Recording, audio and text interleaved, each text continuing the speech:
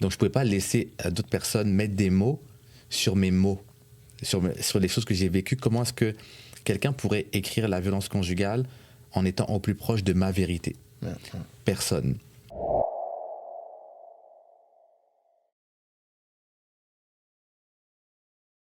Avec 2 albums dans son actif, un EP, D-Joyce est un artiste qui passe de présentation non seulement en France, mais à Montréal. Album nominé au Gala La 10 et son 3e album est déjà prêt pour sortir pour ce printemps. Il est avec nous au DM Show. D-Joyce, bonsoir. Hey DM, comment ça va? Ça va. C'est chaud, hein?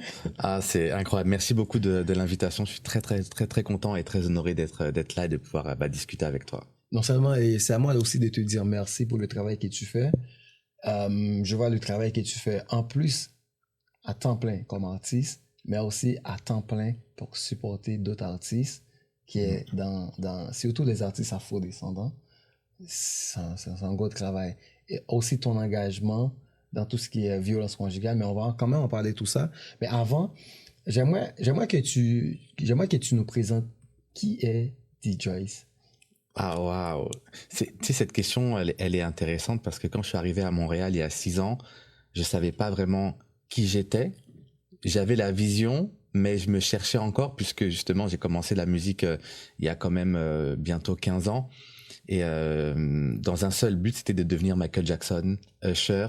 Donc moi, je me définissais comme, tu sais, un chanteur R&B, pop, qui veut performer, qui veut danser sur scène. Et au final, plus les années ont passé, plus finalement, je me suis trouvé une voie d'être un chanteur, un artiste social, justement pour utiliser ma musique pour servir des causes et tout en s'amusant parce que tu peux être un artiste engagé et ça n'empêche que quand je suis sur scène, je performe avec mes danseurs et j'ai du plaisir. Donc je te dirais un chanteur passionné qui aime la musique et qui aime justement transmettre et partager avec les autres. Un artiste R&B soul engagé et surtout au Québec, ça prend quoi pour être un artiste comme ça? Oh, je te dirais que ça prend de la passion, ça prend de l'amour pour la musique et pour les gens. Et après aussi forcément beaucoup de travail parce que souvent on voit les réussites, on voit le côté un peu bling bling, tu sais, comme tu l'as dit, les nominations, les awards, etc. Mais ça prend beaucoup de travail, beaucoup de sérieux, de discipline. Et au final, tout est possible parce que tu sais, je suis parti de rien pour finalement essayer de commencer à faire des choses qui commencent à avoir de l'impact. Ouais. Tu as commencé la musique à l'âge de 6 ans, très jeune, c'est là que tu commences la musique. Mais à partir de quel moment que tu décidais que la musique, c'est ma passion, que tu as pris ça vraiment au sérieux dans ta carrière? Oh, waouh! Bah, en fait, 6 ans, je me souviendrai toujours, c'est le moment où j'ai découvert les différents vidéoclips de Michael Jackson. Donc là, je commençais à danser dans le salon. Interpréter un peu. Exactement, à déchirer les chemises pour être un peu comme dans Black or White, où, tu sais, les chemises flottent dans les airs. Et, mais c'est vraiment à l'âge de 14 ans, où là, j'ai commencé à chanter, où j'étais justement, c'est l'équivalent du secondaire. Et de là, il y a mon oncle, qui est lui-même auteur, compositeur, interprète, qui m'a fait des premiers pas sur scène. Donc au début, c'était très catastrophique sur scène. D'ailleurs, je fais un gros big up à mon oncle. Et après, c'est quand je suis rentré dans une chorale de gospel, avec notamment Joby Smith, qui était notre chef de chœur, où là, j'ai découvert que c'est vraiment ça que je veux faire. Je veux chanter, je veux partager et connecter avec d'autres qui ont cette passion pour la musique comme moi. Mais très vite, je me suis rendu compte que j'avais envie d'être solo. Je voulais avoir la scène pour moi, donner quelque chose qui vient du plus profond de moi en termes d'émotion, d'énergie. Et je me suis lancé en solo très rapidement. Ouais. De la France au Canada, par exemple, tu es français. Oui. Et tu vivais en France, mais d'origine Camerounais. Et on sait déjà que la France, c'est quand même le berceau de la musique mondiale, si on prend l'impact en termes historiques, tout ça. Et tu as choisi, même si tu as commencé en France, mais tu as choisi de continuer ta carrière ici à Montréal, au Québec. C'était quoi le changement de... Bah, c'est vrai que depuis que je suis arrivé, il y a beaucoup d'artistes qui me demandent pourquoi est-ce que j'ai décidé de venir au Québec, alors que tous les artistes, enfin la plupart des artistes québécois veulent partir en France pour développer Exactement. leur musique et s'installer sur le marché français. Mais moi, ça a été une toute autre aventure parce que quand je suis sorti en solo, parce que en France, j'ai eu la chance de faire une émission de télé, La France a un incroyable talent avec justement la chorale gospel. Et très vite, j'ai été amené à performer sur scène, à faire une tournée en France et en Belgique. Et j'ai signé dans des labels qui n'ont jamais sorti mes projets, jamais sorti mon album qui m'avait promis quand tu signes un contrat. Ouais. Et j'ai été confronté à quand tu es sur scène et que tu as fait une émission de télé, les gens te starifient, les gens attendent des choses, attendent un projet et mes projets ne sortaient pas. Et ce qui fait que j'ai fait une dépression. J'ai eu du mal à finalement à accepter que peut-être je sortirais jamais mon projet musical et que je serais jamais l'artiste que j'ai envie d'être. Et de là, je me suis dit, c'est peut-être pas en France que je vais avoir l'opportunité de faire ce que j'ai envie de faire musicalement. Et je me souviendrai toujours, en juin 2019, j'ai fait la première partie du groupe Magic System, qui est un groupe international Ouais, très très connu. Et là, j'ai reçu énormément d'amour sur scène. Énormément. Et je me suis dit, mais je suis fait pour être sur scène, je suis fait pour performer. Et de là, j'ai eu une opportunité pour venir m'installer au Québec et à savoir qu'il y a mes cousines qui vivent ici à Montréal. Du coup, Cheryl Shine, qui est une danseuse professionnelle d'ici, les JK Twins qui ont dansé pour Rihanna, pour Zao, etc. Et je me suis dit, je vais venir, je vais tout quitter. Je vais essayer. Si c'est pas en France, ce sera dans un pays francophone parce que même si je suis fan d'Usher, Michael Jackson, mon anglais est très très nul. Et je suis arrivé, j'ai tenté et de là a commencé une aventure juste incroyable. Je m'attendais pas à ce qui allait se passer, mais c'est arrivé. Mais maintenant, quand tu es arrivé au Québec, et vu que, parce que ça fait à peu près 6 ans que tu es ici, on voit que R&B présentement est en ascension, mais si on prend ces 10 dernières années, on était quand même plongé, et surtout au niveau pour la communauté noire, par exemple, les gens qui faisaient de la musique, parce que c'est très difficile la musique ici, de faire de la musique au Québec, surtout tout ce que les artistes ont rencontré comme problème soit de financement ou de soit, et quand même, toi, t'as osé de faire ce choix. T'as fait un album, 2 albums, un EP, et ça va être un troisième. Comment t'as pu résister? Peut-être le message, ça servirait d'autres artistes qui nous regardent. Ouais, non, c'est vrai que ça servirait, mais je te dirais que déjà quand je suis arrivé, j'ai frappé à toutes les portes possibles. J'ai envoyé des maquettes de chansons que j'avais déjà préparées, qui étaient justement prêtes à pouvoir sortir, parce que je me suis dit c'est le moment ou jamais. J'ai tellement de matériel que j'ai acquis durant ces années que j'ai travaillé, que maintenant, même si on m'a volé des années artistiques, maintenant je me laisse plus de barrières et je sors les projets, même si c'est pas forcément les projets les plus parfaits, parce que avant peut-être que j'avais ce côté très perfectionniste dans ma musique qui m'empêchait de sortir quelque chose et d'attendre le bon moment, mais il y a pas vraiment de bon moment. C'est vrai. Et donc je suis arrivé, j'ai frappé la porte à plein d'agences en me disant voilà, j'ai un projet, est-ce que vous pensez que ça vaut la peine de le lancer ici? Et j'ai eu la chance de rencontrer Purcom, justement Pierre-Paul qui a fait confiance à mon premier projet. On a sorti une chanson qui s'appelle toujours C'est comme ça. C'est comme ça, ouais. Et qui a passé 17 semaines dans le top à disque, dans le top des radios. Et de là, je me suis dit, il se passe quelque chose ici. Donc ça m'a donné comme une sorte de confiance en moi, de me dire, ok, tu peux faire la musique que tu veux, c'est legit, c'est valable. Mais comme tu le disais pour le R&B, quand je suis arrivé, moi, je me suis dit, je vais arriver au Québec, c'est parce que j'ai envie de rencontrer Corneille. Je sais que Corneille est sur place.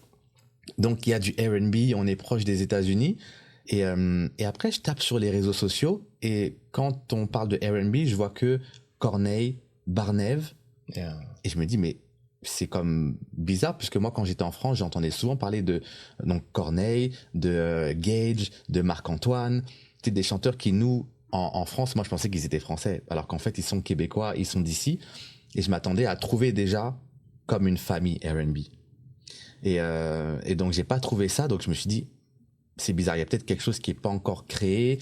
Il y a peut-être des artistes qui sont comme un peu sous le radar, parce qu'en fait, ça a toujours existé, le R&B, mais sauf que c'est des artistes qui étaient un peu sous le radar. Pourtant, ils faisaient des projets. Et c'est là que le travail qui a été fait par Advance Canada, Corneille, Mariem, et pour mettre la catégorie à la disque, ça a été comme une chance pour nous, tous les artistes R&B, soul, et qui font tout ce style, peu importe le spectre, parce que tu sais, il y a plein de sous-genres aussi dans le R&B, et ben qu'en fait, finalement, j'ai ma place. Jusqu'à la fameuse nomination qui a fait que ça a comme encore fait un bond en avant. Il y a la 10, il y a Kilimanjaro. Oui, c'est vrai, il y a ça, ouais. Il y a Kilimanjaro. Ouais. Oh, Kilimanjaro Music Awards, ça a été en fait comme une consécration. En fait, je me souviens le jour où on a dit et le trophée de Best New Artist est attribué à Tu voyais ça comment? Joyce. En fait, toutes les années de galère, toutes les années où on n'a pas cru à mon projet, où on m'a dit non, ça sert à rien, des chanteurs qui dansent, ça c'est fini, arrête de chanter en faisant des riffs, des runs, chante lisse, etc.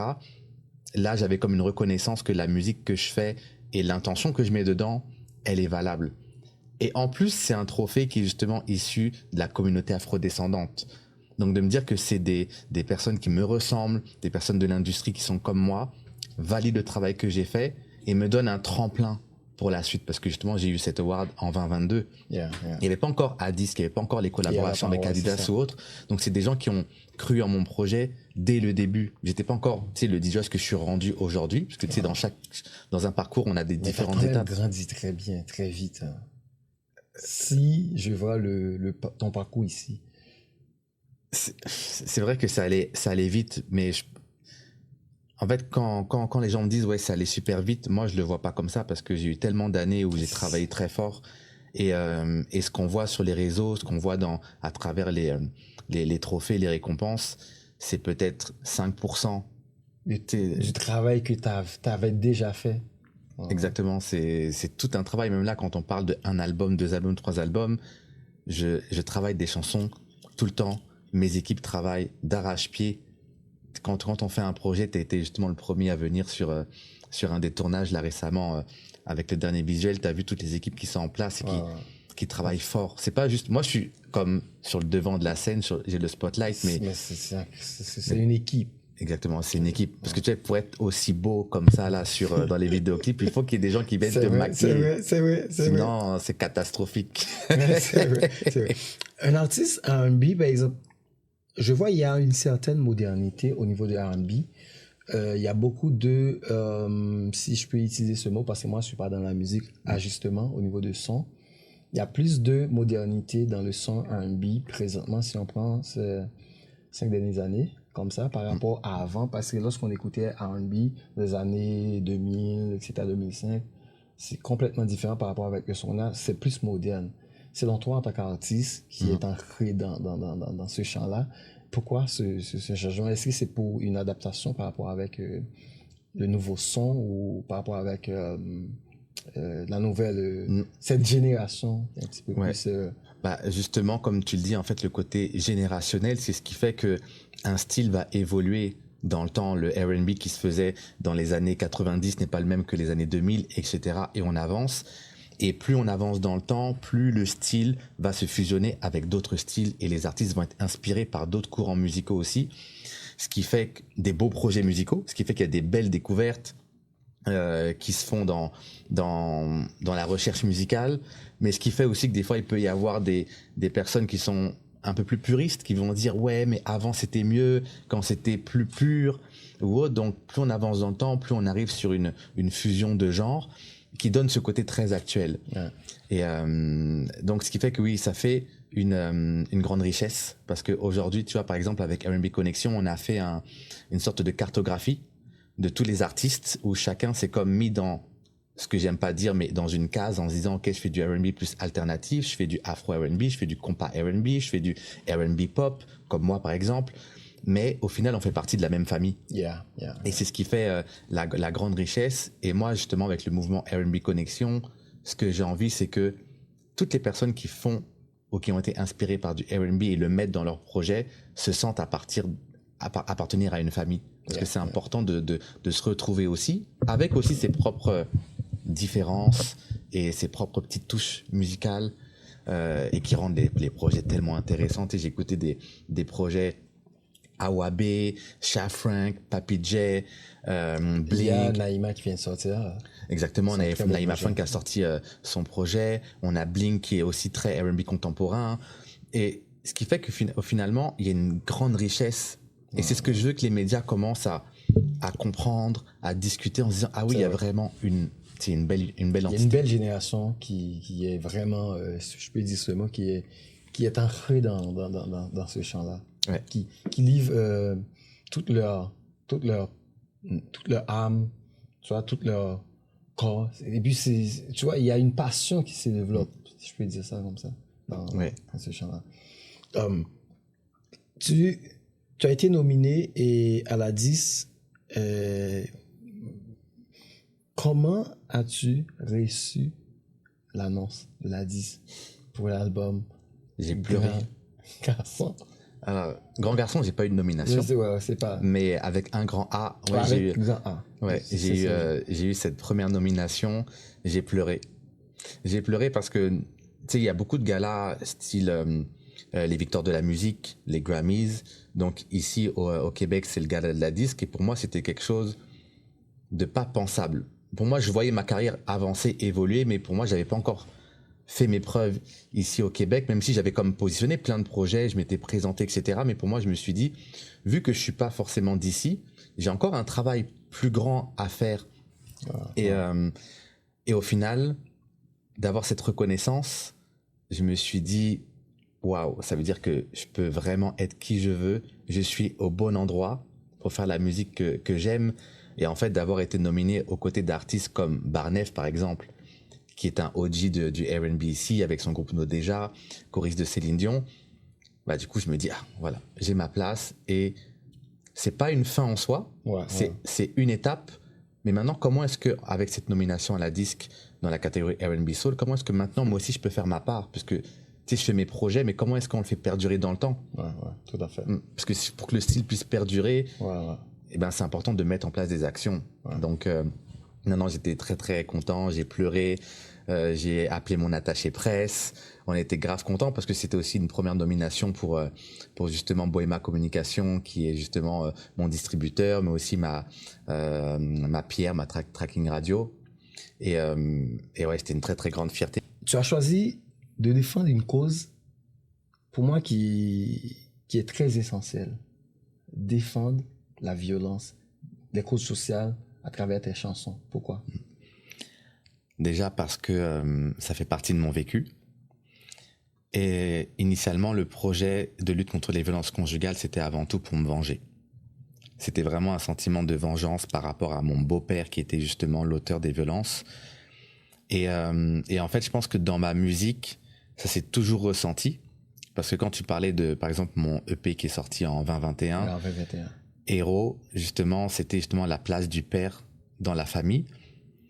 Et parce que j'ai pas grandi avec mon père, mais justement d'avoir grandi avec mon beau-père qui était l'auteur des violences, ça a comme chamboulé ma vision du père au sein de la famille. Donc je me suis toujours dit que le jour où je vais avoir de la visibilité, ça va être pour passer ces messages-là. Parce que j'aurais pu faire parler de la violence conjugale avant dans des EP ou autres, mais quand tu construis ton audience, t'as pas encore la visibilité nécessaire. Et dès qu'il y a eu toutes ces nominations, les victoires au KMA, à disque, les Gamiques, c'était le moment pour me dire, là en ce moment j'ai les yeux qui sont braqués sur moi, c'est quel message que je peux faire passer pour aussi moi faire ma part par rapport justement à la cause et aussi faire un hommage à ma mère. Donc c'était le bon moment. Avant de rentrer dans la nouvelle chanson qui vient de sortir, je vais fermer cette parenthèse avec une question, et surtout qui concerne les artistes R&B franco, surtout franco, noirs au Québec. Et, moi, je connais des artistes qui ont beaucoup de difficultés, tout ce qui est question de financement pour pas mal de projets. Mais toi, comment tu suggères ces artistes-là à aborder ce problème-là en tant qu'artiste? qui militent aussi pour ce problème-là? Bah, déjà, le premier conseil que je peux donner et que je donne déjà souvent à des artistes qui me sollicitent, c'est déjà d'investir aussi dans leur projet. Parce que moi, longtemps, j'ai attendu qu'un producteur me signe, un label me signe, et au final, on me signe, mais il se passe rien derrière. Ouais. Et à partir du moment où j'ai investi mon propre argent pour faire mes maquettes, mes démos et faire les premiers projets, c'est là que je suis rentré dans un mindset d'entrepreneur. Et quand tu es dans un mindset d'entrepreneur, déjà, tu fais pas attention aux échecs. Tu penses déjà beaucoup plus loin. Ouais. Et ensuite, quand j'ai commencé à travailler mes réseaux sociaux, j'ai compris que des fois, la force des réseaux sociaux, tu peux aller peut-être négocier des sponsorings, des commandites. Parce que tout ce qui est subvention, c'est très gouvernemental. Yeah. Donc, c'est très cadré. Mais si tu n'en as pas, comment tu fais? Comment est-ce que tu pars ta business pour, des fois, économiser des coûts? Donc peut-être qu'en faisant des commandites, tu vas peut-être pas avoir, je sais pas moi, un vidéoclip à $3,000, mais en faisant une négociation, en trouvant des personnes qui vont travailler avec ton projet, croire en ton projet, et ça va être win-win, eh bien peut-être que ton vidéoclip, tu vas le payer $500. Mais parce que t'as trouvé comme un win-win avec la personne, t'as trouvé, je sais pas moi, un étudiant en cinéma qui va vouloir travailler son book de vidéo. Donc lui, c'est avantageux pour toi de travailler sur un vidéoclip, et toi, tu vas avoir quelque chose de peut-être à tarif réduit parce que t'as pas non plus les moyens. Et par contre, tu t'engages auprès de lui que si on en fait d'autres, parce que j'ai de l'argent qui rentre, bah du coup, je vais te solliciter. Ouais. Donc c'est plein on peut appeler ça de façons d'opérer pour aller chercher des contrats, des commandites, ou alors faire des shows, et que pendant que tu fais tes shows, tu vas économiser à chaque fois ton $300 que tu as eu, même si c'est pas énorme, tu l'économises. À la fin de l'année, tu as ton peut-être 3 000, 4 000, et là, tu vas pouvoir commencer à investir dans tes projets. Et après, tu grandis, et c'est ça. Je te dirais que c'est vraiment d'être persévérant et de trouver des collaborations stratégiques et de rencontrer des gens, parce que l'humain, tu peux aller très très loin avec de l'humain. Ouais. Tout le monde a besoin du talent de quelqu'un d'autre. Ouais. Donc, par exemple, moi, j'ai travaillé avec un caméraman où moi, ma force, c'est les réseaux sociaux, c'est de faire des visuels, c'est de le côté branding. Je lui ai dit, par exemple, moi, je vais t'offrir 10 heures pour travailler ton image, faire tes logos, etc. Et en contrepartie, on travaille sur un visuel. Yeah. Donc là, il n'y a pas d'argent. Mais pourtant, à la fin de la journée, j'ai un visuel qui n'a pas coûté $10,000, même si des fois, quand on le regarde, on dit, oh, il y avait du budget et tout ça. C'est l'échange des services, donc c'est très important de bâtir un réseau aussi comme ça, comme tu as dit. L'album Grand Garçon a une direction artistique bien spécifique qui raconte une histoire qui est enchaînée de 0 à 10.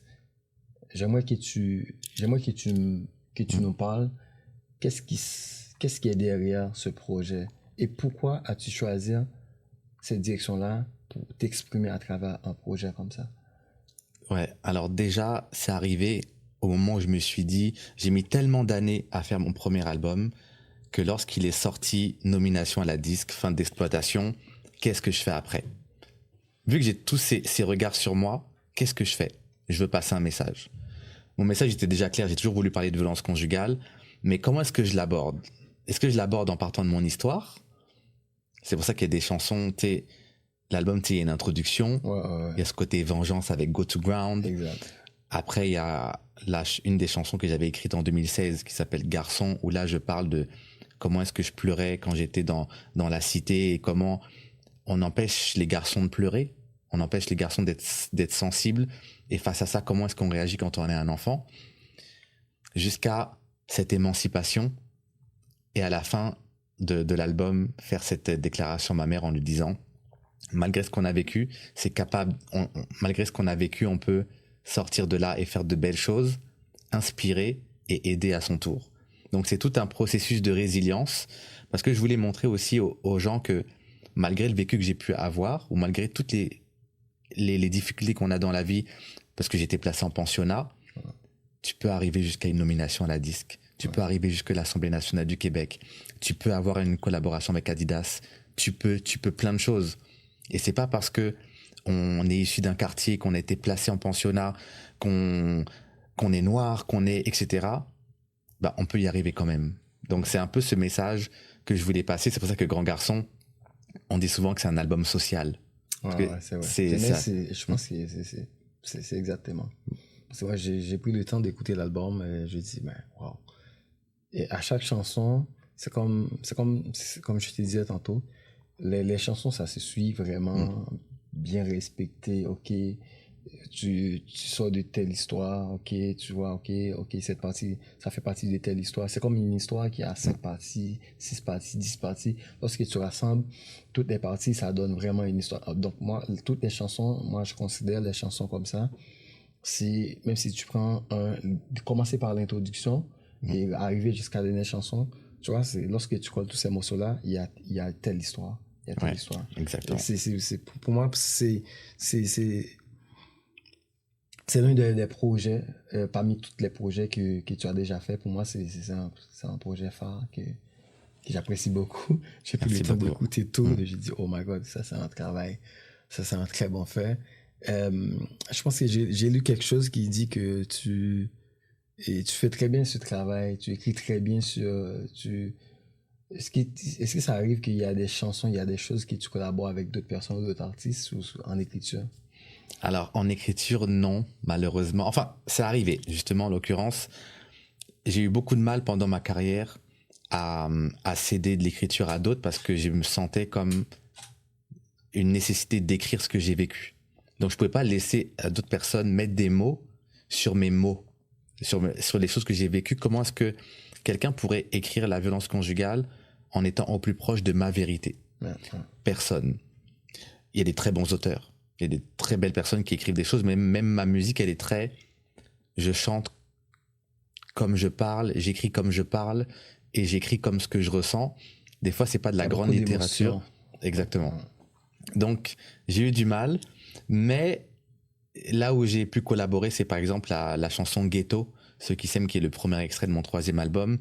Et c'est une chanson que j'ai écrite et coécrite avec un compositeur de France qui est d'ailleurs justement, qui a travaillé beaucoup d'artistes de chez Universal Music et d'autres grosses maisons de disques, qui justement a écrit avec moi Ghetto.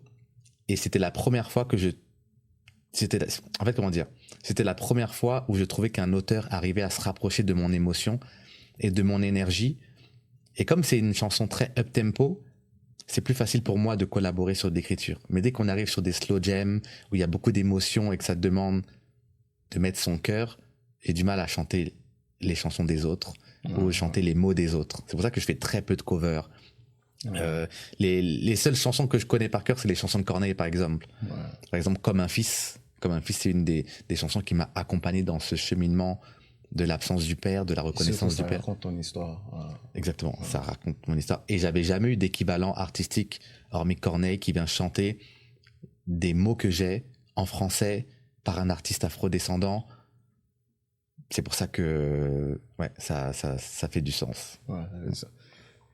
I Love You vient de sortir et c'est une chanson qui cartonne. Non seulement qui annonce aussi, ça dit que 2026, ça va être l'année, par rapport avec toutes les années que tu as déjà marquées dans ta carrière, mais ça va être complètement différent par rapport avec la direction artistique de ce projet-là, l'album qui arrive. Et I Love You déjà annonce vraiment, il y a quelque chose de différent par rapport à ce que j'ai écouté. Mais avant même de rentrer directement dans le projet, ça fait un bout que Sandy était hors scène. Et Sandy a marqué quand même la présence au niveau de la musique québécoise et surtout au niveau de Star Academy, tout ça. Mais Sandy était hors scène. Comment tu as pu ramener Sandy sur scène? Raconte-nous l'histoire. Il y en a plusieurs qui me demandent ça. Moi, je vais poser à Sandy la question si elle était là, mais malheureusement, Sandy n'est pas là. Je te pose la question. Il y en a beaucoup qui me posent cette question de comment est-ce que Sandy, elle est arrivée dans ton projet. Sandy, c'est un peu son comeback, mais elle a toujours été présente. Moi, j'ai vu des projets de Sandy sortir récemment. Moi, un projet qui m'a tellement touché, où elle a chanté son histoire par rapport à sa famille. Et en fait, ce qui s'est passé, c'est qu'il y a 1 an, j'ai eu la chance de chanter sur le même plateau que Sandy. grâce à Avrix. D'ailleurs, on fait un gros clin d'œil à Mark Evans, qui m'a donné cette chance incroyable de partager la scène avec Sandy, qui a juste une voix incroyable. Et pour moi, c'est l'une des plus belles voix R&B soul du Québec. Et en fait, un jour, je dis à ma gérante, j'aimerais collaborer avec Sandy Duperval. Et en fait, il se trouve que ma gérante, c'est justement l'une des meilleures amies du gérant de Sandy. Et on lui a envoyé la chanson. Et en fait, elle m'a dit oui. Elle m'a dit oui. Et j'étais comme, oh my God, ça veut dire que là, je dois être à la hauteur.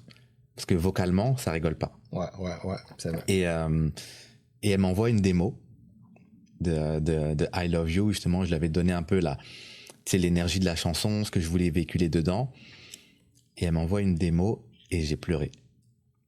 J'ai pleuré parce que c'était la première fois sur une chanson que j'ai composée, que j'ai mis mes tripes, parce que le 3e album, je viens me raconter encore plus. Ouais. Je viens être qui je suis, dans mon authenticité la plus pure. Et lorsqu'elle chante ce que j'ai vécu, elle chante ce que je vis en ce moment. Et elle le chante de la plus belle des façons. C'est pour ça que dès qu'elle a fait la chanson, on est parti en studio, on a eu une belle connexion.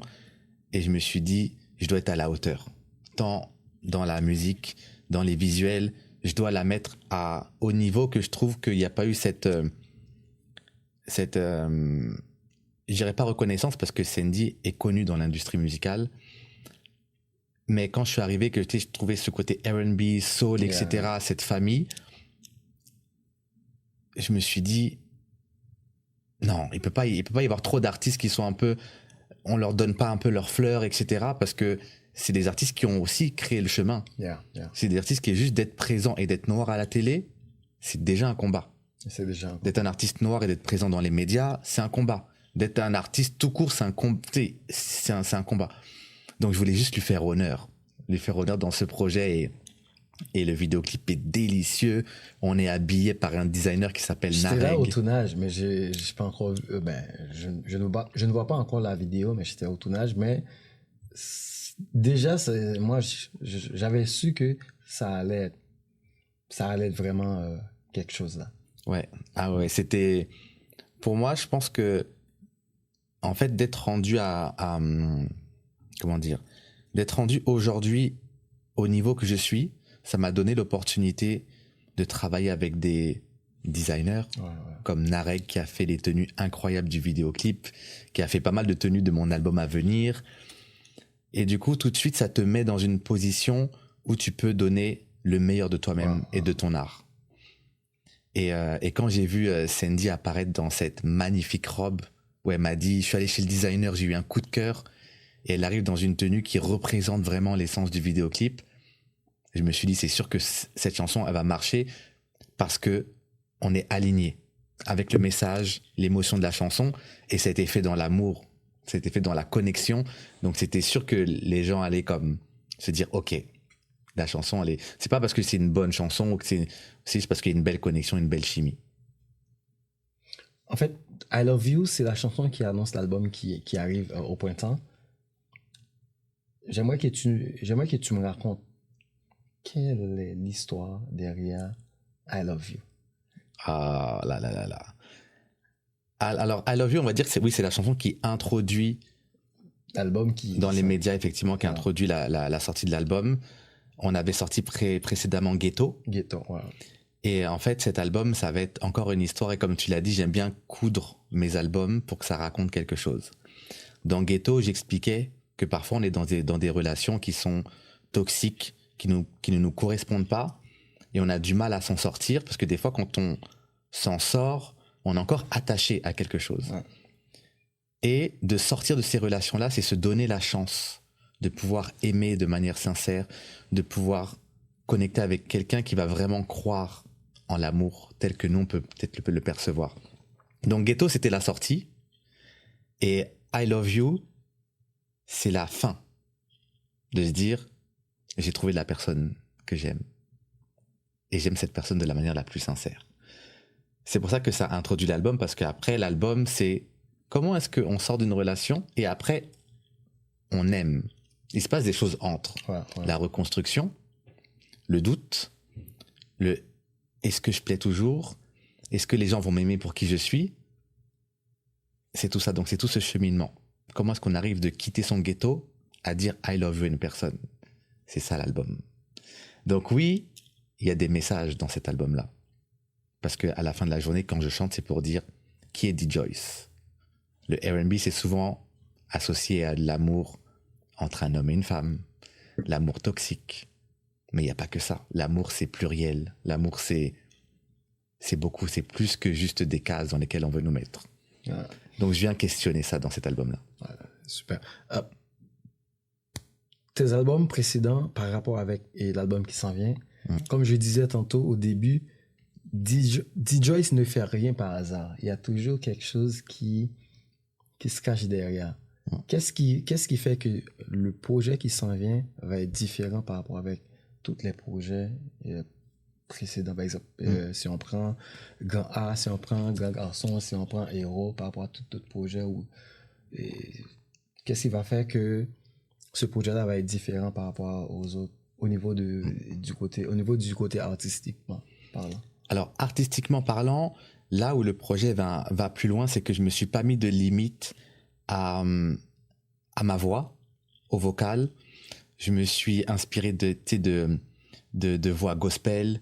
Il y a beaucoup de nappes vocales, il y a beaucoup de recherches d'harmonie, il y a des vocalises, des runs, tout ce qu'on peut, finalement, tout ce qu'on associe au code R&B, soul, gospel, je l'ai mis dans la musique, dedans.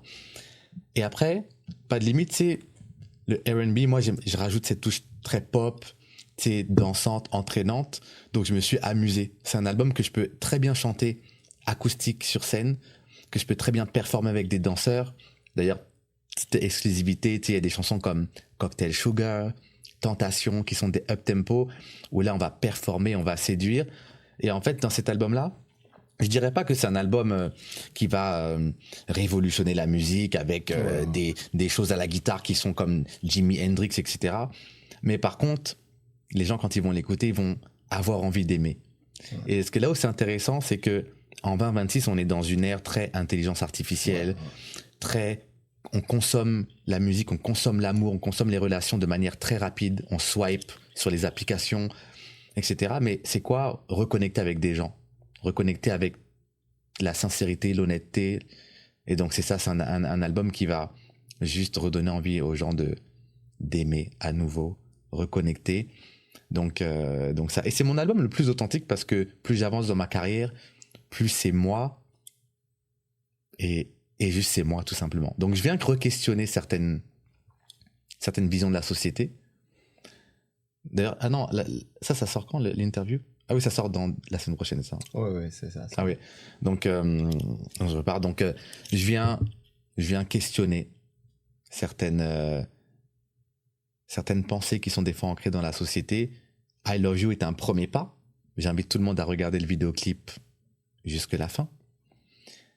Mais il y a des beaux messages, des questionnements qui peuvent aussi, dans la communauté afrodescendante, venir nous dire, OK, il y a des choses que des fois on tolère pas, ou des choses qu'on a normalisées, des comportements, alors qu'en fait, à la fin de la journée, on est tous des êtres humains et on mérite d'être aimé, d'aimer, et c'est ça. L'album arrive au printemps, et même, est-ce qu'il y a déjà la date? Oui, il y a une date de sortie, l'album va sortir le 10 avril. Donc, c'est bientôt, parce que c'est dans quasiment 2 mois. Ouais, dans 2 mois, et j'ai très hâte, parce qu'en fait, cet album, j'ai commencé à l'écrire, ça fait quasiment 3 ans et demi, où j'ai posé la première chanson de cet album-là. Donc Ghetto, ça c'est une chanson que j'avais déjà en stock, mais je l'ai écrite il y a 3 ans et demi, j'ai commencé à écrire la première chanson il y a 3 ans et demi, et ça s'est écrit tout au fil de ces 3 dernières années. Donc même quand j'avais pas encore sorti mon premier album, Un Grand A, j'avais déjà des chansons que j'avais commencé à écrire, parce que je savais qu'à un moment donné, j'allais me raconter encore plus pour ce message-là. Et comme tu l'as dit, je sors pas des projets juste comme ça, parce que j'aurais pu passer des messages juste en sortant un single, mais je veux vraiment que ça puisse servir et que toutes les équipes qui travaillent autour de moi soient alignées sur les messages que j'ai envie de passer. Pour que quand, je te donne un exemple, mais quand ma maquilleuse est fière de partager un vidéoclip sur lequel elle a travaillé, c'est pas parce qu'elle a juste maquillé D-Joyce ou qu'elle a juste fait un beau maquillage, mais c'est parce qu'elle fait partie de l'équipe, elle fait partie de la vision. Et voilà, donc c'est pour ça que je veux que chaque personne qui dans mon équipe donne son talent. Quand on sort le projet, on est content ensemble. Donc c'est... Donc, le projet sort le 10 avril et c'est sûr qu'on aura le temps de s'asseoir ensemble pour faire le tour du projet. Là, j'aurai toutes les chansons. Donc, on va décortiquer un peu, chanson par chanson, pour voir qu'est-ce qui est derrière chaque titre, qu'est-ce qui est derrière son histoire, etc. Ouais. Et puis, pour parler en goût et en large par rapport avec là où tu veux amener le projet, surtout après la sortie, parce que c'est sûr qu'il y aura des choses à planifier après chaque projet sorti. Donc, t'as lancé une plateforme pour les artistes et surtout les artistes afro-descendants, surtout pour les artistes R&B soul, surtout pour les artistes noirs, la communauté en général. Et il y avait une chose que tu disais, R&B Connexion, c'est une plateforme qui t'a créée pour augmenter par rapport avec la visibilité et pour créer plus de place pour les artistes, surtout. Donc, j'aimerais que tu parles par rapport avec d'où vient l'idée de créer une plateforme, surtout pour promouvoir les artistes. Et ce sont des artistes qui sont dans ton catégorie à 3, ben dans ta catégorie à 3, et ce sont des artistes qui sont dans ta catégorie à 3, et ce sont des artistes, je pourrais dire, qui sont dans le même champ. Mais tu as pu quand même créer quelque chose pour dire non, ça c'est pour nous, et ça c'est notre place. Donc, on peut aussi grandir ensemble si on veut aller plus loin. Le côté humain chez toi, c'est très touchant. Et c'est pour ça que je pose cette question et j'aborde ce sujet. Pourquoi et d'où vient l'idée de faire un projet comme ça? Alors, déjà, je te remercie parce que tes mots me touchent beaucoup. Et parce que j'ai vécu une année incroyable avec R&B Connexion parce qu'au mois de mai, ça va être le 1 an de l'ouverture du média. Et en fait, c'est né du moment où j'ai eu la nomination à la disque et que j'ai pas senti un écosystème R&B autour. Tu sais, les médias parlaient de mon projet, mais c'est pas des médias qui étaient spécialisés dans le R&B. Et il n'y avait pas de médias spécialisés pour pouvoir parler de ma musique. Mais moi qui ai en plus un R&B qui est tourné vers la pop, il y avait des artistes qui ont un R&B tourné plus vers la soul, tourné vers le côté plus urbain. Il y a des artistes qui sont plus alternatifs. Donc si déjà il n'y a pas de médias spécialisés dans la base de ce qu'est le R&B, ça va être très difficile. Donc je me sentais pas représenté, je me sentais pas pouvoir parler avec des gens qui parlent la même langue que moi. Donc vu que je suis très entrepreneur dans l'âme et que j'ai aussi des projets sur du long terme où j'ai envie de monter plusieurs structures médiatiques pour soutenir les projets d'artistes qui sont pas forcément représentés, je me suis dit, tu sais quoi, je vais créer un média. Je vais créer un média, mais avant de le monter, je vais parler aux artistes. Donc je leur dis, est-ce qu'il y a d'autres médias R&B? Non, il y en a pas. Est-ce que si tu penses que j'en monte un, ça peut être cool? Oui, vas-y. Donc avant de lancer, j'avais déjà eu des discussions avec d'autres artistes R&B en me disant est-ce que déjà je suis légitime de pouvoir faire ce projet-là. Et ensuite je l'ai lancé et très très bel accueil. On a fait la saison 1 avec justement 12 artistes incroyables. Il y a la saison 2 qui est lancée. Exactement. Et là maintenant, exactement avec maintenant la saison 2. Et en fait, de pouvoir parler ensemble d'un style qui nous affectionne, qui nous passionne, qui nous appartient, on se rend compte qu'on vit les mêmes réalités. Peu importe dans quelle partie du spectre R&B on se trouve, on parle le même langage. Et en fait, de créer ce média qui est un média rassembleur, R&B Connexion. C'est pas R&B D-Joyce qui parle avec des artistes. C'est R&B Connexion, c'est de la connexion. C'est pour ça que je disais, c'est de se mettre ensemble. Exactement, se mettre ensemble. C'est pour ça que l'émission s'appelle La Collégiale et qu'aujourd'hui, dans la saison 2, on vient aussi encore connecter avec les producteurs. On a eu la chance d'inviter la SPAC AE qui est venue pour faire une connexion avec l'industrie. Là, prochainement, on va voir la Socan aussi qui va venir à l'émission. Et c'est ça, créer des ponts entre les artistes qui sont pas forcément représentés et l'industrie. Parce que des fois, l'industrie, c'est juste un manque des fois de connaissances. Et après, des fois, les artistes, un manque de « je vais chercher des informations ». Je vais dans des réseautages, je vais rencontrer d'autres artistes, d'autres médias pour connecter et juste discuter. C'est pas juste je fais un single, j'envoie un média, bonjour j'ai sorti mon single, pouvez-vous le relayer? C'est une discussion, parce que à la fin de la journée c'est une industrie, c'est des chanteurs, des musiciens, des médias, plein de choses, un écosystème. Donc c'est comment est-ce qu'on fait connecter l'écosystème ensemble. Et c'est un très bon travail. Encore félicitations pour ça. Comment tu vois la musique, la R&B présentement au Québec? Comment tu vois l'ascension de R&B présentement au Québec? Moi, je trouve que c'est juste incroyable ce qui se passe. Premièrement, parce que les artistes sont encore plus productifs.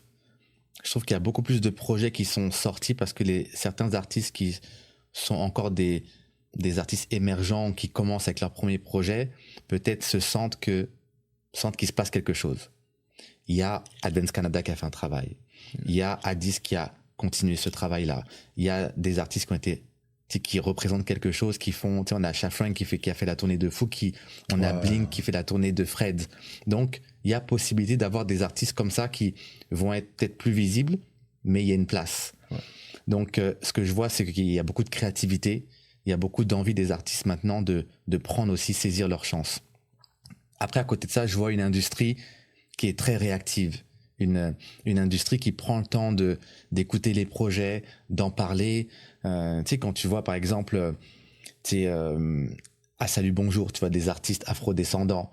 Tu sais, il y a beaucoup de hip-hop. Tu sais, Annie Soleil fait un travail incroyable de pouvoir positionner des artistes hip-hop. Et moi, je suis encore plus fier quand je vois des artistes R&B qui passent, par exemple. Donc, il se passe des choses. Est-ce que ça va suffisamment vite? Peut-être pas. Est-ce qu'on a des déceptions parce que des fois, on aimerait voir plus de représentation? Oui.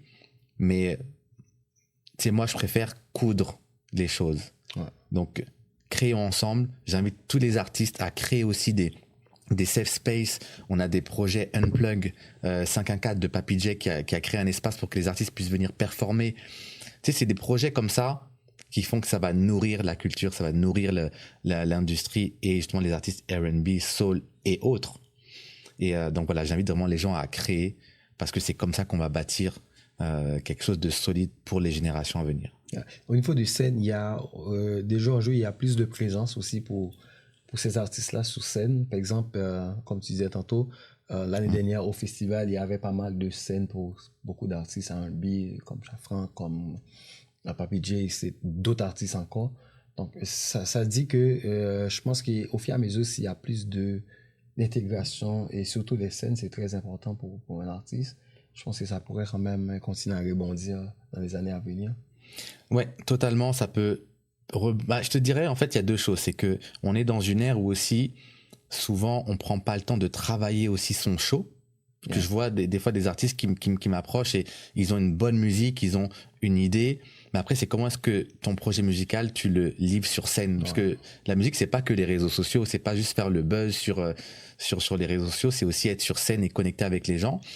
Donc, il y a de la place. Je pense que si tu as un bon show, tu travailles, tu t'entoures de coachs pour travailler ton show. D'ailleurs, en plus, il y a même j'ai vu passer une plateforme pour travailler son show qui s'appelle Pimp Mon Show.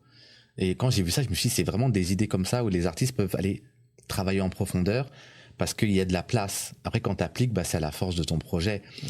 Tu sais, j'ai eu la chance de performer autant Montréal, Toronto, Québec. Je suis parti chanter à Washington, aux États-Unis, et je vais performer, je vais danser. T'as pas encore retourné en France? La France et moi, c'est une histoire, c'est amour-haine, parce que je me suis pas encore remis des déceptions que j'ai eues avec les maisons de disques, mais tu sais, quand mes projets passent à Énergie, parce que j'ai la chance de connaître un des programmateurs de Énergie, qui est une des plus grosses stations radio en France, et qui fait ce relais, qui fait ce pont, je me dis, peut-être qu'un jour, mais aujourd'hui, le Québec m'a accueilli, j'ai envie de construire, ici, j'ai envie aussi de redonner la chance qu'on m'a donnée d'avoir été nommé à la 10, parce que d'avoir été nommé, quand je reçois des messages d'artistes qui me disent « Waouh », ça veut dire que c'est possible. Ouais. Mais ça prend du travail. C'est pas j'ai envoyé mon album et je suis nommé sans avoir fait du travail. J'ai fait un travail derrière. Tu sais, là, tous les lundis, je prends des cours de chant, je prends des cours de danse, je vais au sport, je fais en sorte d'être beau. Tu sais, je travaille mon visuel. C'est beaucoup de travail. C'est là que j'allais en venir. J'ai une question sur ça. Et je vois qu'il était quelqu'un qui est conscient de ta marque personnelle, mais aussi de ton branding.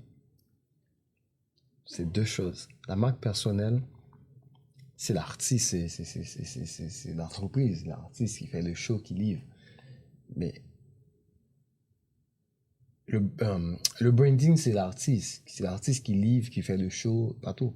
Mais la marque personnelle, c'est toi, tant que personne, qui représente l'artiste. Et je te suis. Comment tu fais les choses. Tu es très conscient de chaque petite chose. Comment tu fais ça, comment tu présentes ça, comment tu dois être, peu importe là où tu vas, peu importe ce que tu fais. Est-ce que ça se dit que, selon toi, un artiste doit travailler non seulement sur le branding en tant qu'artiste, le projet, parce que quand tu sors un album, le branding, c'est la base, c'est le projet que tu vends. Mais la personne qui doit inciter les gens à consommer ce projet, mais c'est toi en tant que personne. Et je vois que tu fais ce travail-là, tu es très conscient de cette réalité-là et tu te mets à fond à travailler là-dessus. Non seulement tu travailles sur le branding qui est D-Joyce, mais tu travailles aussi sur ta marque personnelle. Ouais. Donc, comment tu arrives à garder... Parce que la question, ça concerne surtout pour les gens qui nous écoutent, les artistes qui nous écoutent. Et si tu as quelque chose à dire pour un artiste, par exemple, normalement, qui devait faire ce travail-là et qui doit faire ce travail-là, c'est quoi le secret pour garder l'équilibre entre ces deux-là, pour au moins permettre que tes projets arrivent un petit peu plus proches ou aillent plus vite vers les consommateurs ou les gens? Ouais, bah tu vois, déjà ça c'est quelque chose effectivement que j'ai conscience que je le fais bien, mais pour deux raisons. Première raison, c'est parce que j'ai écouté ma mère qui m'a dit de faire une école de commerce. Et du coup, j'ai fait une école de commerce à Paris en 5 ans où là, on travaille le côté marketing, comment se vendre, comment vendre un produit de manière générale. Ça, c'est de côté. À côté de ça, j'avais des équipes en France qui n'ont pas sorti mes projets parce qu'ils m'ont fait comprendre que j'étais pas bankable. Qu'en gros, avec qui je suis, ils ne vont pas rapporter d'argent. Donc en gros, je n'ai pas de valeur. Donc c'est là que j'ai fait comme une dépression en me disant finalement qui je suis si finalement ce que je suis ne suffit pas.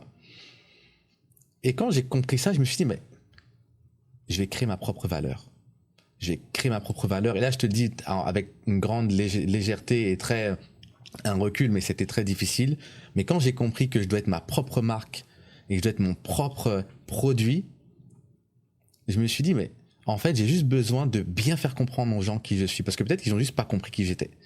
Donc les gens qui m'ont dit, tu n'es pas bankable, c'est peut-être parce que je leur ai pas bien expliqué qui j'avais envie d'être. Ouais. Et c'est là que je me suis dit, mais j'ai fait une école de commerce. J'ai fait du marketing, comment vendre le produit des autres. Donc, je peux être à même de vendre mon propre produit. Et donc là, j'ai commencé à partir de qui je suis. C'est quoi ma vision? Je veux être Usher Michael Jackson. Quand je sors sur scène, c'est comme du feu qui sort. Et là, j'ai commencé à travailler dans ce sens-là. Et en fait, à un moment donné, là où j'ai eu le déclic et qui a fait que je pense que ma carrière a vraiment décollé, c'est quand je me suis pas pris au sérieux. Parce que oui, je peux me présenter dans des tenues faites par des designers incroyables. Je peux être comme quand on s'est vu par exemple à la disque ou autre. Je sais ce que j'ai envie de représenter, mais je suis aussi très léger. Je fais des blagues sur les réseaux sociaux. Je me prends pas au sérieux et finalement, c'est ce que les gens veulent aussi. Donc comment, à travers qui tu es, tu peux renvoyer quelque chose des fois de simple, mais toujours dans la direction artistique que tu veux emmener. Donc dans ma tête, je suis Usher du Québec. Ok, quand tu vas me voir sur scène, tu vas avoir l'impression de voir Usher, mais pas parce que tu as vu Usher qui chante, etc., mais parce que tu as vu quelqu'un qui est sûr de lui, qui performe, qui danse et qui envoie une énergie. C'est l'énergie que je veux comme redonner. Et après, le reste, bah oui, c'est marketing, c'est dans ce travail, mais que je fais aussi avec mes équipes. C'est quand je pense à un projet, je veux que les gens comprennent ce que j'ai voulu donner. Donc si je fais Grand Garçon, pourquoi est-ce que j'ai pris un petit D-Joyce qui est mon moi enfant et que sur la pochette, je suis un peu plus élevé, mais je parle à mon moi enfant? C'est parce que je veux que les gens comprennent que Grand Garçon, c'est je parle à mon enfant intérieur. Comment est-ce que je suis devenu grand garçon, que j'ai pu avoir ce parcours de résilience. Donc, je viens chercher des éléments qui viennent raconter mon histoire pour que les gens puissent le comprendre facilement. Et donc, c'est ça. Après, c'est pas tous les projets qui ont eu cet impact-là. Des fois, je faisais des projets et juste ça fonctionne pas. Et,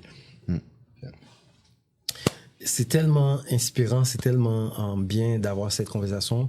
Et sinon, on aurait pu rester 3-4 heures là, à discuter parce qu'il y a tellement de choses à aborder, il y a tellement de champs à toucher par rapport avec ton côté, t'as trop de champs à aborder.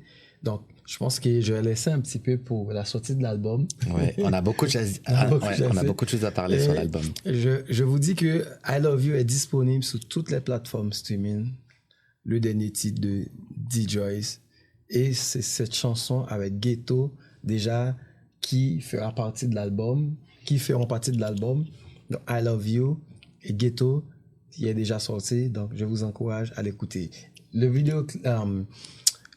vidéoclip arrive bientôt. Donc, parce qu'il sort mercredi, donc ce sera sorti. Ce sera sorti. Donc, n'hésitez pas de continuer à suivre D-Joyce Instagram, sur Facebook, sur Apple Music, sur YouTube, sur SoundCloud. Donc, ça va être le show et l'album.